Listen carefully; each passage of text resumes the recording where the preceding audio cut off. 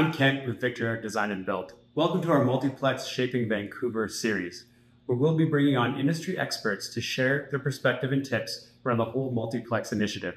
Today, we have our Chief Visionary Officer, Eric Lee, who will answer our design questions. Well, I feel very fortunate to be sitting here with Eric Lee, the founder and Chief Visionary Officer of VictorEric Design Group, which he founded over 25 years ago. He's built and designed hundreds of houses around Vancouver and the region, and he was actually on the inside track when it came to developing the multiplex regulation through the city of Vancouver. So he had insight into the city's design process from the get-go. So really fortunate to have Eric here. And Eric, what got you interested in design in the first place? How did you get into this industry?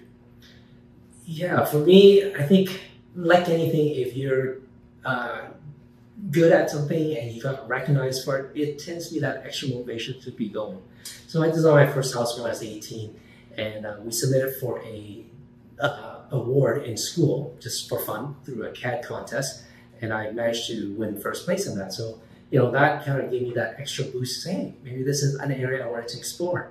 And from there, I just kept on going and never really looked back. I love design overall, whether it's a house or a car. I love intimate homes and small-scale buildings. That's my thing, and I'm just passionate about it, and I'm so fortunate to still be doing that after like almost 30 years. Amazing. And yeah, you say you love small-scale building. Multiplex, of course, will allow for smaller units on single-family lots. And I'm curious, why is the city doing this now? Why is the city densifying neighborhoods? Yeah, so the city is wanting to bring in extra density to our cities. Now, the problem is they want to be having a balanced approach. If we made towers everywhere in our cities, I'm sure there'd be an uproar with our citizens. But then also they can't just say we're gonna stay single family forever. If you look at Asia, that's towers everywhere. Like you look at Hong Kong, you look at Singapore, and there's not that same character that you have for North American city. So I totally appreciate that. But then also we have like thousands of immigrants coming in every single year, and there's goals to bring in even more. So how do we address the housing crisis, right? And of course, you hear a lot about this in the press. Our house prices are going crazy. So the government is hoping that by bringing in more supply, it can help keep the prices of the new homes lower, not have it escalate like it did for the last few years. Hence, this missing middle, right? You might have heard this, it's coined the missing middle or this gentle densification. They are trying to balance between having towers in all of our cities versus single family everywhere. So now they have this gap that they can fill, the missing middle, which is kind of like your duplex, triplex, fourplex, up to about 6 to 8 units all in one. So it's not a tower, it's not a 5-story apartment, it's not a townhouse. It's this unique way of densifying the city without changing the form of the streetscape drastically. How is the regulation for multiplex different than single-family houses? The regulations itself is simplified, first of all, in all of the cities. Vancouver was the first one, but now there's a provincial mandate that every other city follows. So Burnaby is next on track, North Van, everyone else is coming on board. But essentially, there's nuances between the cities. Essentially, what the city's trying to do is give more density. In different cities, they call it different things, but either floor space ratio or floor area ratio. Same idea. Previously, in single-family homes and single-family zones, you get anywhere from 60 to 70% of your lot size as what your the density that you're allowed to build. Now, with multiplex, they are bumping that up to 100, and Burnaby is even a bit more aggressive. It's going to be over 100% of your lot that you can build. Burnaby has their own way of calculating. It's not quite based on just a simple percentage. It's based on setbacks and heights, and within those confinements, you can build whatever you can.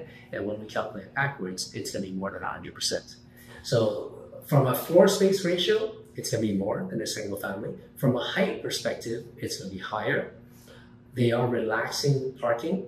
So previously in the single family zones, you're supposed to have one parking per household unit. So if you have rental suite or you have your own house, that's two parking spots. Most cities are giving some relaxation. Burnaby, for instance, is giving half a spot, half a car parking to each unit. Vancouver is excluding it completely, so that's good. It makes it definitely easier to design. They're not like the old days where they're really like working against you. It feels like cities like that. Now their attitude is different. They are trying to make it easier, less obstacles, and working with you in order to get more density in the city. Okay, interesting. You're talking a bit about the requirements for these multiplexes. What about yard space and patio space? Do these units have to have yards? That's a great question. So what happens is, with the house being able to be built bigger, naturally you think that things are going to suffer. Yard space, patio space possibly. They do have a requirement for providing minimum yard spaces because city recognizes that, right? It's not just about the house, it's also the outdoor space. They're allowing more roof deck possibilities. They're encouraging it, actually. So yes, you have other tools available to still create outdoor space. Interesting.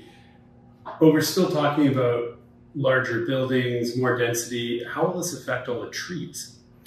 Yes, trees, if you've been building or developing in the city and neighboring cities, trees has been a major issue for the last few years. We got to a point where we're almost like tree Nazis, and I think the city was being overly burdensome to keep the trees. They have changed their tone. They're much more willing to relax and work with you on it, especially if they know that it's a multiplex project. So they will have a different attitude towards multiplex because they know that they need to bring in units compared to single family. So it is easier. They do actually replace some trees. And of course, when we design, we're mindful of it. Some of our clients love trees, and we want to keep those ones that they really want to keep and work around that, whether that's designing the building form around it or designing the footing so that it floats above the tree roots and all that. So we can definitely work with the arborist, the surveyor, and what the client's intentions are in either keeping or removing the tree. Okay, interesting. So yeah, so it sounds like the trees are more workable under the new zoning regulations. Now I'm wondering about parking with all these extra buildings in the neighborhood. How is the city going to solve that problem? Yes, parking, this is a heated debate. A lot of people think that our streets will just be full of cars, which it probably will, to be honest, because if they are relaxing the parking requirement, on-site parking requirement, then naturally fewer cars will be on the streets more. Now, I don't know the long-term effects of that. I think from a city's perspective, their intention is to have people rely less on their cars. Personally speaking, I really feel they need to bump up the development of infrastructure, because you can't just say, okay, we're going to develop all of this and give extra density and not have parking requirements, but not provide the infrastructure like the transit lines and the bus lines and all that stuff. I think there will be a bottleneck there, and hopefully they'll develop the infrastructure fast enough to solve that. Otherwise, that could be a problem. Okay, that's really interesting. And importantly to me, maybe infrastructure for cycling as well. And that brings me to my next question with multiplexes. What about bike storage and also just storage in general? Yes, you know, funny enough, when the city first was developing this multiplex regulation, there was a requirement for bike lockers and all that stuff. The final version of it, they took it out. I'm not sure why, but that's not to say that if you are designing and developing your own multiplex, we can design it, and we do that a lot for other types of topology like townhouses and such. And if we know there's something important for a client, then we can definitely design around that and provide those bike lockers. Storage-wise, yes, that comes down to thoughtful design for sure. That's why you want to be very selective with which designer you go with. For instance, you can get a pretty basic set of house plans for very little money. The drawback of that is it wasn't well thought through. It may be okay for a builder who's just trying to build it cheaply and sell it, but after you move in, you start to recognize, wait a minute, there's no like closet spaces, and there's not this, there's not that, because it wasn't well thought out. But if you go the custom design route, you can totally have everything that you wanted that's important for you designed in your multiplex. And that goes down to the storage. It could be, crawl space. We do that a lot, where we can have a crawl space and get tons of storage, or linen closets, laundry, cabinet, and interior design, or even outdoor storage. So there's lots of storage solutions that we pay a lot of attention to when we design projects. Okay, interesting. And now with multiplex, you mentioned the floor space and there's more units. So these are going to be much bigger buildings, and how's that going to impact the neighborhood? Yes, so it is going to be taller. They gave us extra height, and the front yard is reduced in order to give us more depth. So from an impact of neighborhood, it definitely will. I'm not going to say that, no, nothing's going to change. That goes back to that gentle densification part of it. We need to densify, we know that. There's too many immigrants and new people and people from other parts of Canada moving into here, so we need to provide that housing. We need to control the house. Those are must-haves. How do we do this elegantly and gracefully so that it doesn't disrupt the neighborhoods too much? And that's how they're doing it. A little bit more height, a little bit more depth, a little bit more reduced front yard. I think in the immediate future, you're going to notice a difference. But because they densified almost 9% of Vancouver, eventually when this all gets built up, it's going to be that norm. So in the beginning, yes, it's going to look slightly different, but I think once everyone gets in on it, then you're going to see more of a normalized neighborhood. Okay, and so you're talking a bit about design and the setbacks. What are the buildings actually going to look like? What's good about city is they're not restricting you on any certain aesthetic or style. They're leaving that up to us, which is awesome, because clients, we have all kinds of clients. Some like traditional, some like craftsmen, some like modern, some like flat roof, some like pitch roof. That's up to us. It's I know that with Vancouver especially, they used to control that exterior design. They've taken that out. That makes it easy. Generally, what it's going to look like is it's going to look like duplexes. I think people are used to that now. Duplex has been around for 8 years or so. And yeah, you're going to see it like that, because typically speaking, the multiplex is designed such that the front building kind of looks like a duplex, and then you have the rear building, which looks like the lane house. So I don't think it'll be a foreign typology that people are going to be shocked about. I think there's been a warm-up, which is the laneway house program and the duplex program. So that's going to really bring in this new typology quite well. And with more units in a single building, there'll be shared walls. Am I going to hear my neighbors if I have one of these?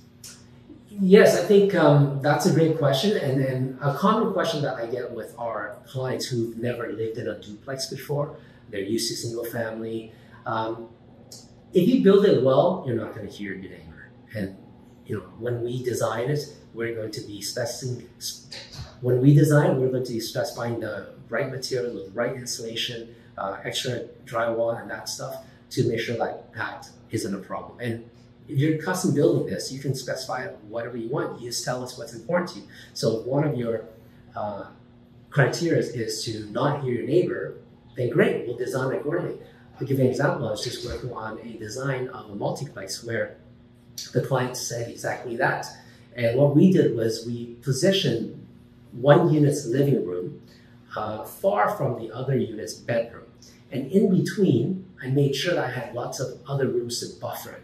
Rooms like bathrooms, closets, laundry rooms, places that people don't spend a lot of time in, and it's a lot of mass to buffer that sound even if it transfers. So that just goes down to smart design. And if you go with a custom designer like us, for instance, we can definitely give that to you. We listen really well, we understand what your priorities are, and we give that to you. Cool. Another thing I'm wondering about is we've been hearing a lot about multiplexes in Vancouver and around BC. Where are we going to start seeing these things? Is it going to be mostly East Van, Burnaby, West Side? Where are they going to be built? Right, so the province actually has mandated that all major cities allow this.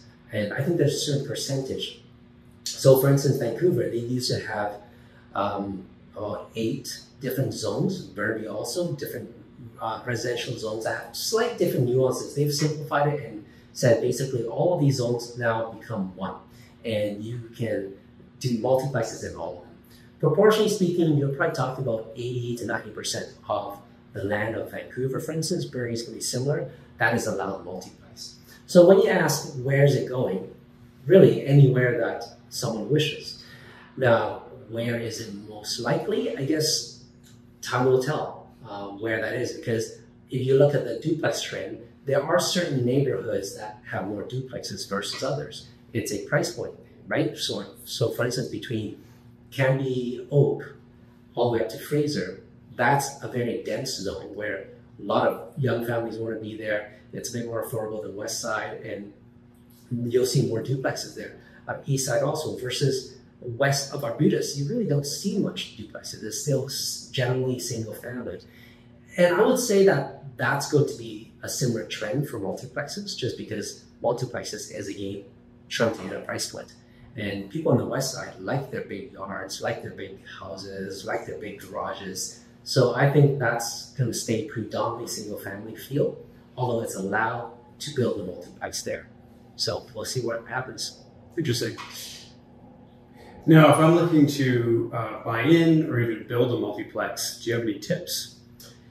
Yeah, so it really depends what you're doing. If you are a homeowner who is thinking about downsizing your home or using your single family house right now to do a bit of estate planning, that's one strategy, because you can split your house up from 4 to 6 units.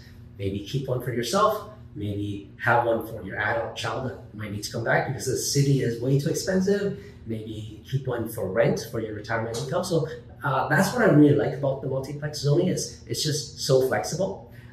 That's one way. If you are someone who's thinking about making a project for profits out of this and developing your own, totally possible. For that, I would say that align yourself with a good design and build team, maybe even a development team that can help you with those intricate steps and process. It is a lot of things to know with the city, so you want experience on your side to help you go through that whole process. Otherwise, you'll just be frustrated like heck. So the tip for the end user here, if it's for yourself, would be definitely go with a custom design type of company, because spec homes and spec plans just don't give you that versatility that you would want to fulfill your needs, right? If you are doing an Asian place unit for yourself, you want to make sure that there's possibly elevators, the hallways are big enough for future wheelchair, your washrooms. So there's so many unique, specific things that you want your design to take care of. So go the custom route, and I would allow a slightly higher budget for your own custom, because it's for yourself. You're going to be living in this for the rest of your life. If this is your Asian place, your kids might inherit it. So you want to spend enough money to make the building last. Eric, thanks so much. I've learned so much about multiplex regulation and how these will fit into our cities. And I'm wondering if our audience is wondering about how they'll design, build, or develop a multiplex. Where do they start? Right, so you can find us on Instagram at VictorEric Group. We're on Facebook also. The best place is probably on our website. If you want to see our client testimonials, we've got lots of happy clients that love to share their experience, so you can find lots there. Our portfolio's on there. YouTube channel, of course, this one. Make sure you like and subscribe it. And also, we do a lot of community educational webinars and seminars. So make sure to subscribe to that if you want the latest information on what this whole multiplex trend is going on. Burnaby's rolling out, like I said, in North End. So we're going to be continuing to educate people on the latest news about that. And you can be on our list by just sending an email to info@victoreric.com. Perfect. Thanks so much, Eric. Thanks for coming. Thank you, Kent. I hope you enjoyed that interview with our very own Eric Lee. I hope he was able to answer some of your questions around multiplexes. If you have more questions for your own project, then feel free to reach out to us for a consultation. Other than that, make sure you're subscribed to our channel, because we're bringing on more experts to interview for our Multiplex Shaping Vancouver series. We are VictorEric Design and Build, and we create amazing spaces.